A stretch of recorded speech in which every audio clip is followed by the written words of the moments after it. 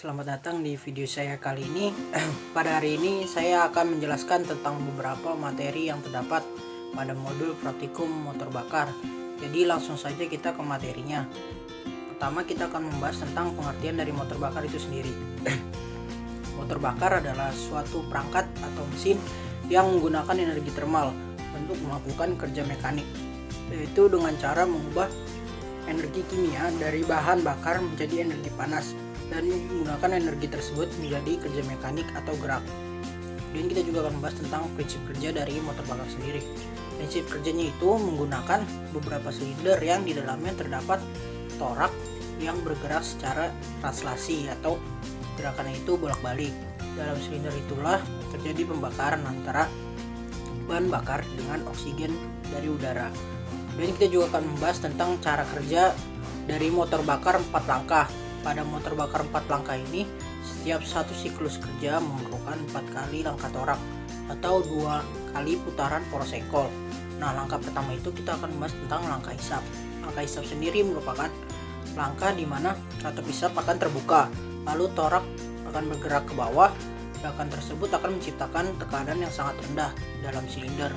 Karena itu, campuran udara bahan bakar terhisap dan masuk melalui lubang katup masuk. Kemudian yang kedua kita akan membahas tentang langkah kompresi, yaitu setelah torak menyelesaikan langkah hisap, maka torak akan bergerak kembali ke titik mati atas atau TMA. Dengan kedua katup hisap dan buang tertutup, gerakan torak ke atas menyebabkan campuran udara yang berada di dalam silinder dikompresi. Kemudian juga kita akan membahas tentang langkah ketiga, yaitu langkah ekspansi, yaitu sebelum mencapai TMA atau titik mati atas tadi, piranti pengapian menyalakan busi. Lalu api dari busi ini akan membakar campuran udara dan bahan bakar. Kemudian api dari busi ini juga akan berlangsung beberapa saat hingga torak melewati titik mati atas. Nah, selama percikan panas, ledakan menyebabkan campuran akan mengembang. Nah, ledakan membuat tekanan volume dan tekanan gas akan memuai dan makin tinggi. Tekanannya itu akan menyebabkan torak kembali kedorong ke bawah. Dan yang terakhir itu atau langkah keempat, yaitu langkah pembuangan. Jadi setelah torak mencapai TMB, katup buang membuka, lalu torak memulai memompa sisa-sisa gas pembakaran melalui lubang katup buang. Kemudian ketika torak hampir mencapai TMA, katup hisap akan membuka dan bersiap untuk memulai siklus berikutnya. Nah, gambarnya bisa dilihat seperti ini. Nah, kemudian kita juga akan membahas tentang SFC atau Specific Fuel Consumption, atau bisa juga diartikan sebagai konsumsi bahan bakar spesifik, yaitu merupakan indikator keefektifan dari suatu motor bakar dalam penggunaan atau konsumsi pemakaian bahan bakar untuk menghasilkan daya motor sendiri.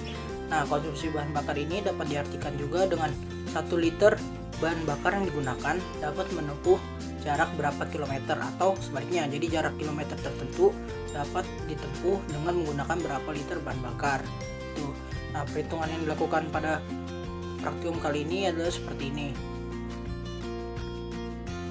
Nah, lanjut kita juga akan membahas tentang efisiensi termis dari praktikum kali ini, yaitu efisiensi termis adalah efisiensi pemanfaatan panas dari bahan bakar dirubah menjadi tenaga mekanis atau poros.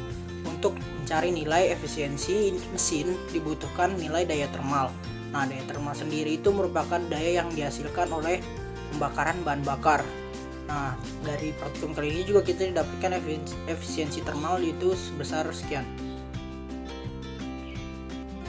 Nah, ada pun juga istilah-istilah yang didapat pada praktikum motor bakar ini, yaitu ada CN atau Setan number atau angka setana, yaitu merupakan suatu angka yang menunjukkan tingkat kepekaannya terhadap denotasi atau ledakan. Nah, kita juga mengetahui istilah baru yaitu RON atau Research Octane Number, atau biasa dikenal dengan nilai oktan. Jadi bisa dibilang juga semakin tinggi angka RON ini, maka semakin baik juga kinerja mesin pada suatu kendaraan. Nah, kita juga membahas di sini tentang kode mesin dan juga spesifikasi mesin yang berbeda-beda. Nah, kode mesin yang saya dapatkan pada praktikum kali ini yaitu menggunakan kode mesin K24W. Jadi sekian video saya pada kali ini, kurang lebihnya mohon maaf.